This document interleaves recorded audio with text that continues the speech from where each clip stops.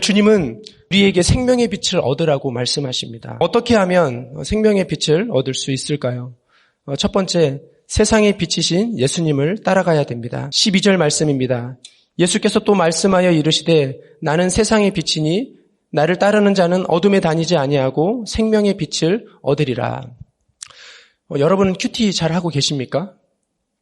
큐티가 잘 되십니까? 저에게도 어렵게만 생각했던 큐티가 목회자 양육과 1:1 양육 그리고 양육 교사까지 받으면서 조금 쉽게 다가왔습니다. 말씀을 묵상할 때 왜라는 질문을 넣어보라는 담임 목사님의 말씀을 듣고 왜라는 질문을 큐티책에 직접 쓰고 답하려고 하니 조금씩 되기 시작했습니다. 왜라는 질문에 답을 하다 보니 생각을 할 수밖에 없었습니다. 특별히 우리들 교회 큐티는 quiet 타임이 아니라 퀘스천 타임입니다. 그럼 오늘 본문으로 돌아가서 12절에 왜를 넣어보겠습니다. 왜 예수께서 또 말씀하셨을까요? 이 질문을 해보면 어제 말씀을 다시 봐야 됩니다. 어제 예수님께서 감람산에 가셨다가 다시 성전으로 오셔서 가르치셨습니다. 그때 서기관들과 바리새인이 간음하다가 현장에서 잡힌 여자를 데리고 왔습니다. 예수님에게서 고발할 조건을 찾으려고 했습니다. 그러나 예수님은 죄 없는 자가 이 여자를 돌로 치라 말씀하셨고 양심의 가책을 느낀 사람들은 모두 그 자리를 떠났습니다. 이 여인은 예수님 때문에 목숨은 건졌지만 더 이상 동네에 얼굴을 드러내놓고 살 수가 없었습니다. 안 그래도 어두움을 쫓아 음란한 삶을 살았는데 이제 모든 사람들이 알게 되었습니다. 앞으로 이 여인의 삶은 불을 보듯 뻔합니다. 더욱더 깊은 어두움 가운데 들어가 소외받고 외로운 삶을 살다가 자신의 인생을 한탄하며 서서히 죽어갈 것입니다. 이 사건 뒤에 예수님은 나는 세상의 빛이니 나를 따르는 자는 어둠에 다니지 아니하고 생명의 빛을 얻으리라고 말씀하신 것입니다. 이 요한복음의 핵심은 육신이 되어 우리 가운데 오신 예수님, 그분이 완전한 하나님이시다. 그러면서 그분은 완전한 사람이시다라는 것을 말씀하고 있습니다. 특별히 요한복음 1장과 3장에서도 빛에 대하여 말씀하시는데 그러면서 그 빛을 믿는 자들은 이렇게 된다고 말씀하십니다. 우리가 너무나 잘 아는 요한복음 1장 12절 말씀입니다. 영접하는 자 곧 그 이름을 믿는 자들에게는 하나님의 자녀가 되는 권세를 주셨으니 3장 16절 말씀 하나님이 세상을 이처럼 사랑하사 독생자를 주셨으니 이는 그를 믿는 자마다 멸망하지 않고 영생을 얻게 하려 하심이라. 참 빛이신 그분 믿기만 하면 하나님의 자녀가 되는 권세를 주시고 멸망하지 않고 영생을 얻을 수 있다고 말씀하십니다. 그러나 예수님을 믿는 것과 그 예수님을 따르는 것은 또 다릅니다. 나는 세상의 빛이니 나를 따르는 자는 더 이상 어둠에 다니지 아니한다고 말씀하시는데 오늘 예수님께서 나를 믿는 자는 이라고 말씀하지 않고 나를 따르는 자는 이라고 말씀합니다. 교회 안에 믿는 사람들이 많습니다. 믿기는 믿는데 따르지는 않습니다. 그럼 예수님을 따르는 사람은 어떤 사람입니까?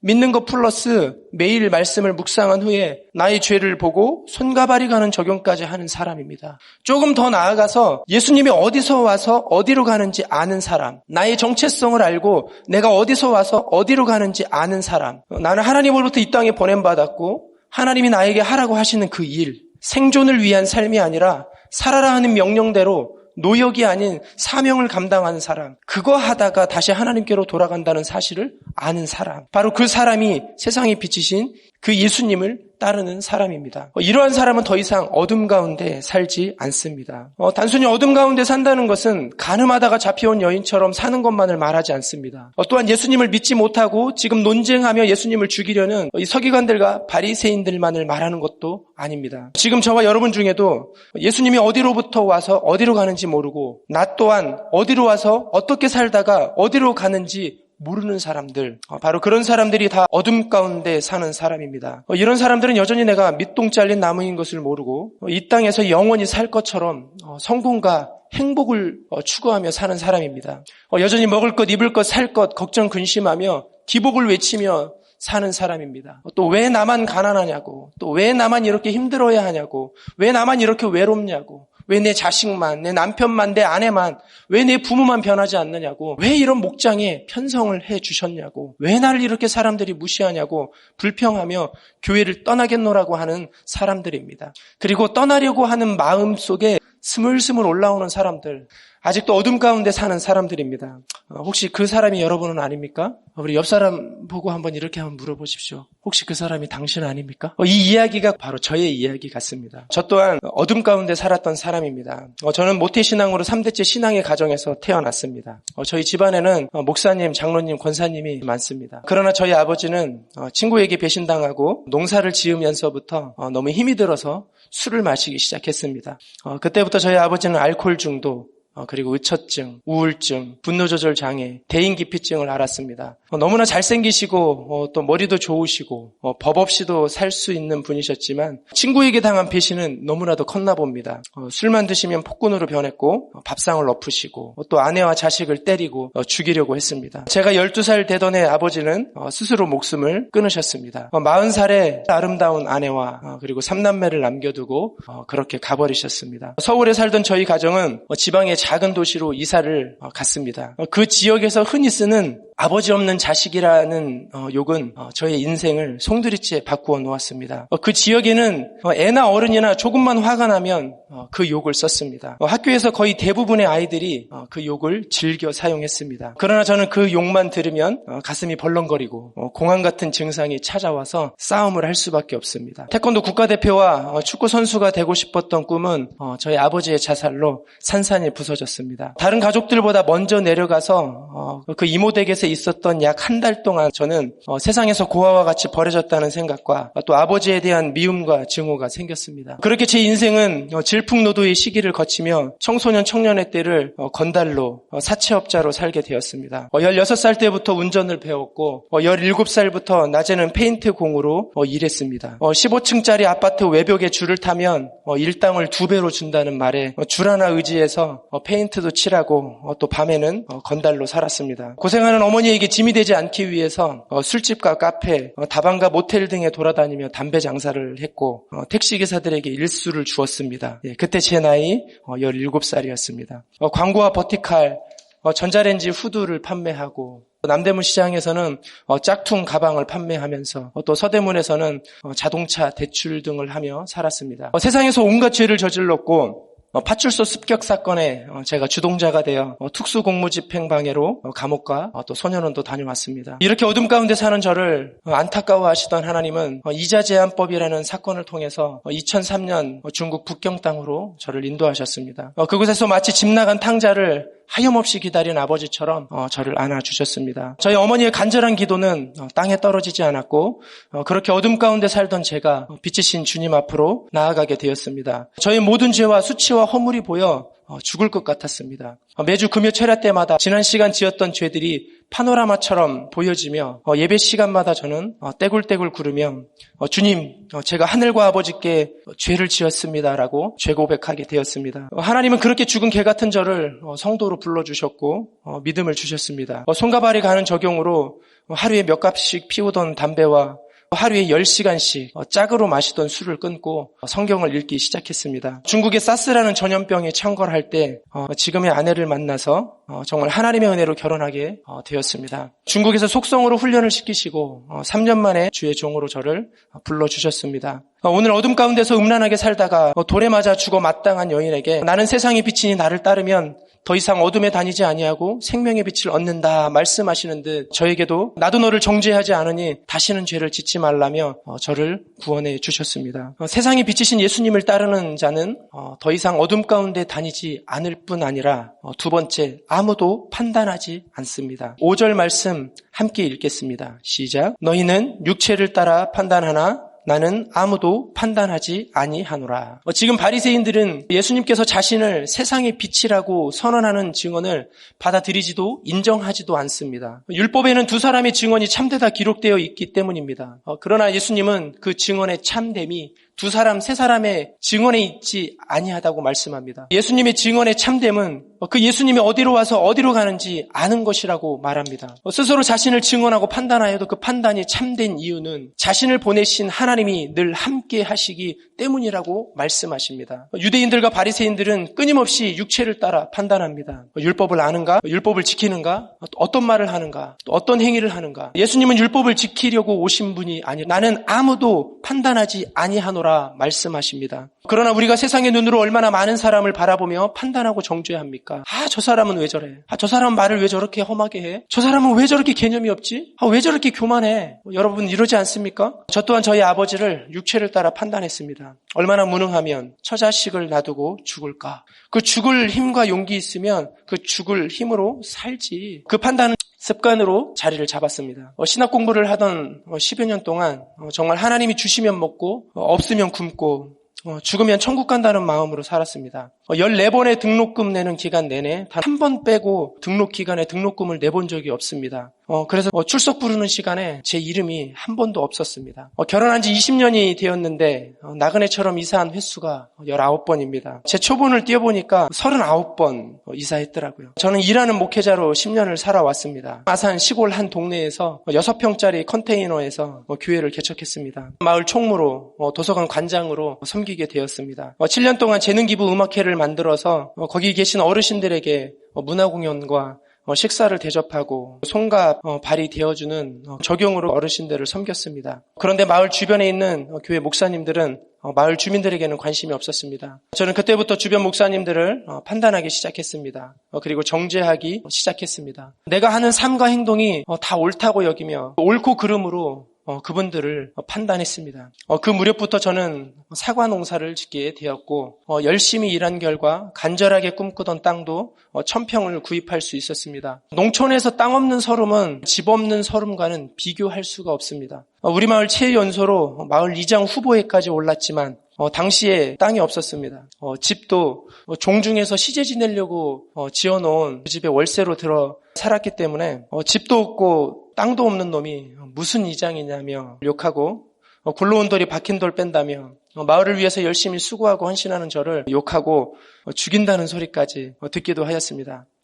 그때부터는 땅을 사기 위해서 더 열심히 일을 했습니다. 사과농사, 체험농장 어린왕자, 카페 어린왕자, 농업회사법인 오호 헬스푸드, 농림부 강사, 초등학교 체험 강사, 또 인테리어 목수, 그리고 유튜버까지 했습니다. 그렇게 육체를 따라 판단하던 저는 사도 바울처럼 자비량 목회를 하는 사람이라고 자신을 포장하며 살았습니다. 그리고 자비량 선교센터를 지어서 일하는 목회자들과 선교사를 돕겠다며 구입했던 땅에 건물을 짓기 위한 헛된 야망을 품고 이기고 이기려고 하는 삶을 살았습니다. 그렇게 저는 육체를 따라 사람들을 판단하며 하나님의 자리에 앉는 죄를 범하며 점점 세상으로 흘러 떠내려가게 되었습니다. 적용 질문입니다. 나는 육체를 따라 판단하는 자입니까? 빛이신 예수님처럼 아무도 판단하지 않는 자입니까? 여전히 내가 쫓고 있는 어둠의 일은 무엇입니까? 세상이 비치신 예수님 따르는 자는 더 이상 어둠에 다니지 않고 아무도 판단하지 않으며 마지막 세 번째 하나님의 때를 기다리는 자입니다. 20절 말씀 함께 읽겠습니다. 이 말씀은 성전에서 가르치실 때 헌금함 앞에서 하셨으나 잡는 사람이 없으니 이는 그의 때가 아직 이르지 아니하였음이러라. 오늘 말씀의 시간적 배경은 초막절 거의 끝날입니다. 초막절에는 밤에도 커다란 등불을 밝히며 명절 축제를 즐겼다고 합니다. 예수님은 그렇게 환하게 밝은 그곳에서 그 중에서도 사람들이 가장 많이 드나드는 헌금함 앞에서 자신을 세상의 빛이라고 선언하셨습니다. 그럼에도 예수님을 죽이려고 했던 그 누구도 예수님을 잡는 사람이 없었습니다. 아직 그의 때가 이르지 않았기 때문입니다. 모든 것에는 하나님의 때가 있습니다. 자녀의 고난으로 30여 년을 기도하는데 아직도 응답이 없다는 목자님의 간증을 들으면서 얼마나 힘드실까 생각해 봤습니다. 집 나간 남편 때문에, 또 아내 때문에, 자녀 때문에, 부모님 때문에 그 길고 긴 시간을 어떻게 참고 견디셨는지 참 마음이 아팠습니다. 내 배우자가 돌아오는 때, 내 자녀가 돌아오는 때, 가족의 질병이 치료받는 때, 물질의 문제가 해결되는 때, 도대체 그때가 언제란 말입니까? 이러다가 내가 살아생전에 그때를 볼 수 없을지도 모르지 않을까 하는 두려움에 휩싸여 낙심하고 있는 분은 없습니까? 그래서 정말 죽고 싶고 신앙을 포기하고 싶을 때도 있지 않습니까? 저는 목사이지만 세상의 성공과 행복에 취해서 세상으로 흘러가던 저는 내가 하면 다 된다는 교만으로 살다가 결국 금융 다단계에 빠져 속은 자가 되어 속인 자가 되었습니다. 3개월 만에 큰 돈을 벌었습니다. 하나님께서 축복해 주시는 것 같았던 기쁨도 잠시 전국의 피해자가 너무나 많은 일이었다는 것을 알았을 때는 이미 지옥이었습니다. 양심상 도저히 더 할 수가 없어서 제가 모집했던 200명에게 내가 해결하겠다고, 내가 틀렸다고, 내가 잘못했다고 기다려달라고 말했지만 이미 저는 아주 깊은 지옥을 살고 있었습니다.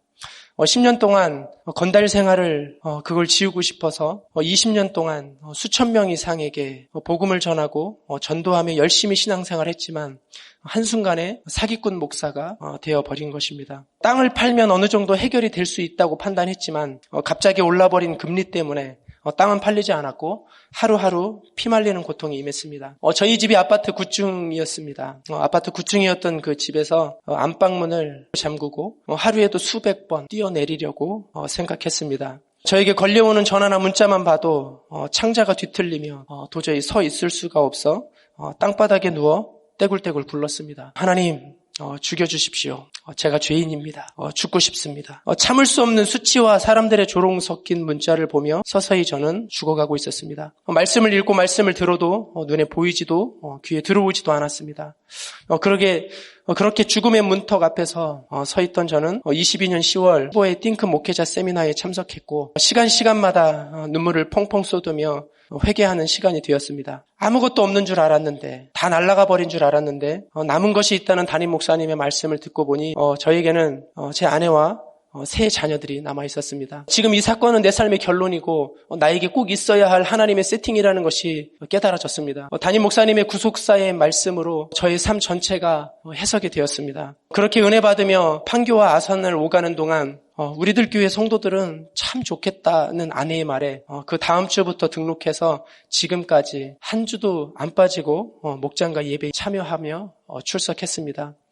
결혼하고 20년 동안 한 사람의 인생이 건달에서 목사로 변화되는 과정에 모든 수고와 헌신과 아픔과 고난을 겪은 아내에게 제가 해줄 수 있는 최고의 선물이라고 생각했습니다. 그리고 목자님의 처방에 따라 금매로 땅을 팔았고 내 빚보다 피해자들을 위해서 사용했습니다. 남은 빚을 갚기 위해 삼성 반도체 현장 건설 노동자로 일하는 것이 좋겠다는 저희 목자님의 처방에 따라 1년 동안 나무 패고 물 깃는 적용을 하였습니다. 집에서 새벽 4시 30분부터 일어나 나가서 저녁 9시에 들어오며 하루에 2만 보, 3만 보를 걸으며 하나님과 깊은 교제의 시간과 회복의 시간을 가졌습니다. 이렇게 은혜를 받고 목장에 붙어가면서도 되었다함이 없는 인생이었습니다. 제가 순종하면 모든 고난이 빨리 끝날 줄 알았습니다. 그러나 육체적 고난, 물질적 고난, 자녀 고난의 터널은 점점 길어졌습니다. 정신적으로 아픈 자녀가 제가 너무 힘들어서 했던 생각, 나가서 죽었으면 좋겠다라고 하는 그런 생각을 했었던 날, 계속해서 연락이 안 되던 그 자녀에게 44번의 전화를 했을 때 한 남자가 받았습니다. 누구냐 물었더니 소방관이라고, 거기가 어디냐고 물었더니 동호대교라고. 그 딸을 데리러 가던 그 시간에 내가 이 땅에 사는 것이 우리 가족들에게는 너무 고통이구나. 그냥 나만 죽으면 되는데 아니 우리 가족들 다 같이 죽을까? 아산에서부터 압구정 파출소까지 올라가는 그 길에 정말 별의별 생각이 다 들었습니다. 그때 서울 톨게이트를 지나면서 보이는 것이 지금 우리들 교회였습니다. 그때 아내에게 이렇게 얘기했습니다. 여보, 만약에 우리가 우리들 교회에 소속되지 않았다면 우리 가정이 어떻게 되었을까? 내가 어떻게 되었을까? 정말 지금 생각해보면 우리들 교회는 저에게 새 생명을 주는 곳입니다. 당시에 어느 때 이 고난과 고통이 끝이 났느냐고, 제가 사역을 할 수 있는 때는 도대체 언제냐고, 지친 몸을 이끌고 출퇴근하는 차에서 불을 지지며 기도했습니다. 너무 답답할 때는 아내에게 이렇게 얘기했습니다. 여보, 그냥 평신도로 살면 안 될까? 내가 돈 많이 벌어다 줄게. 그리고 우리들 교회에 붙어서 내가 열심히 해서 빨리 목자 되어서 당신 빨리 권찰 만들어줄게. 그렇게라고도 이야기도 했습니다. 그러나 한 치 앞도 보이지 않는 그때를 위해서 오늘 하루 큐티하며 내 죄 보며 복음이 필요한 자들에게 복음을 전하며 최선을 다해서 살면서 목장에는 꼭 붙어갔습니다. 그리고 모든 일에 목장에 묻고 목자님과 목원들의 처방을 받으며 그 처방에 순종했습니다. 아내와 싸워도 목장에서 치열하게 싸웠습니다. 1년 동안 자존심 다 내려놓고 살기 위해서 간 목장에서 저희 아내는 집사로 불리며 붙어온 결과 목사님 말씀처럼 수지 맞는 인생이 되었습니다. 친척 목사님 중에는 제가 세상의 때가 너무 많이 묻어 있어서 저를 쓸 수도 없고 소개시켜 줄 수도 없다는 이야기를 간접적으로 전해 들었습니다. 또 작년에 사역을 해보려고 이곳저곳 이력서를 넣었지만 딱 한 군데에서 연락이 왔습니다. 그러나 하루 전날 전화가 왔습니다. 장로님들이 반대하셔서 안 되겠다고. 한국교회 어디에서도 저 같은 사람을 받아줄 교회는 없습니다. 그러나 담임 목사님께서 육체를 따라 저를 판단하지 않으시고 깡패 목사를 어느 교회가 받아주겠냐며 저를 받아주셨습니다. 개아시처럼 나병에 걸려 죽어 마땅한 저를 나를 따르라 하시며 우리들 선지생도로 받아주셨습니다. 세상이 비치신 주님을 따라가시는 담임 목사님에게 큐티 목회를 저자 직강으로 말씀 듣고 양육받을 수 있도록 허락하시는 하나님께 정말 감사드립니다. 특별히 가정중수와 말씀 묵상 운동을 위해서 한평생 좁은 길을 가시는 목사님의 사역에 작은 미랄이 될 때까지 겸손하게 배우며 저에게 맡겨진 성도들을 섬기며 나아가겠습니다. 세상에 참 비치신 예수님을 따라가는 저와 여러분에게 주님은 마태복음 5장 14절 말씀처럼 너희는 세상의 빛이라 산 위에 있는 동네가 숨겨지지 못할 것이요 사람이 등불을 켜서 말 아래에 두지 아니하고 등경 위에 두나니 이러므로 집안 모든 사람에게 비치느니라. 이같이 너희 빛이 사람 앞에 비치게 하여 그들로 너희 착한 행실을 보고 하늘에 계신 너희 아버지께 영광을 돌리게 하라. 제자들에게 세상의 빛은 주어진 직분입니다. 이 직분은 저와 여러분에게도 동일하게 주신 사명입니다. 또 에베소 5장 8절에는 너희가 전에는 어둠이더니 이제는 주 안에서 빛이라 빛의 자녀들처럼 행하라 말씀하십니다. 이제 주의 자리 사망의 자리에서 훌훌 털고 일어나라는 것입니다. 어제 가늠한 여인을 용서하며 주님도 가서 다시는 죄를 범하지 말라고 하셨습니다. 주님을 따르며 생명의 빛을 얻으려면 무엇보다 과거의 죄에서 떠나야 합니다. 다른 사람을 육체로 판단하지 않고 묵묵히 하나님의 때를 기다려야 합니다. 혹시 여러분 가운데 이 교회를 떠나려고 하거나 이 목장을 떠나려는 분들 계십니까? 절대 떠나시면 안 됩니다. 이 목장을 떠나는 순간 여러분들은 이 세상에서 우는 사자와 같이 여러분들을 삼키려 하는 악한 마귀들에게 넘어갈 수밖에 없습니다. 아직도 내 삶이 구속사의 말씀으로 해석되지 않는 분들 많이 계실 겁니다. 구속사의 말씀으로 해석만 되어지면 살 수 있습니다. 저 같은 자도 구속사의 말씀으로 해석이 되니 아버지의 자살과 제가 지난 시간 경험했던 모든 일들이 하나님 안에서 꼭 있어야 될 일이라고 해석이 되었습니다. 적용 질문입니다. 여러분이 간절히 기다리는 때는 어떤 때입니까? 내가 비춰야 될 사명의 자리는 어디입니까? 세상에 비치신 예수님을 따라가며 더 이상 어둠 가운데 다니지 아니하고 육체로 판단하지 않고 하나님의 때를 잘 기다리는 저와 여러분 되시기를 주님의 이름으로 축원합니다.